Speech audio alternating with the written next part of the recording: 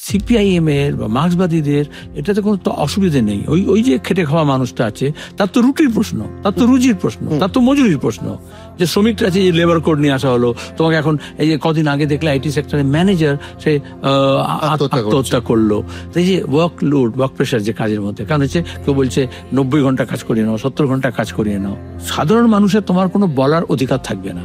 আসলে তোমার অধিকারটা কেড়ে নিচ্ছে। যে মেয়েদের 8 ঘন্টা কাজ, 8 ঘন্টা হচ্ছে তোমার গিয়ে বিশ্রাম, 8 ঘন্টা হচ্ছে তোমার গিয়ে ফুর্তি আনন্দ, সেখান থেকে তোমাকে বলা হচ্ছে তোমার সময়টা চুরি করে নিচ্ছে। কার জন্য করছে? মুনাফার জন্য করছে। যে মুনাফা করছে তার কিন্তু একটা আইডিয়াল আছে, তার একটা লক্ষ্য আছে, সুপার প্রফিট করবে।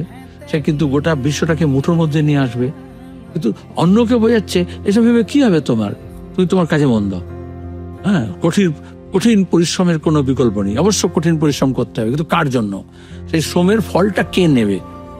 এই যে এখানে কাটমানি, এই যে এখানে দুর্নীতি, এই যে ছেলে মেয়েদের চাকরি হলো না, হ্যাঁ, বা চাকরি হয়েও চাকরি হারা হচ্ছে, বা যার চাকরি হওয়ার কথা তার হয়নি, বা কেউ টাকা পয়সা লুট করেছে, সে ভাইপো করুক, তার কোম্পানি করুক, লিপস অ্যান্ড বাউন্স করুক, কিন্তু এটা তো তার তো একটা লক্ষ্য আছে। কি আছে?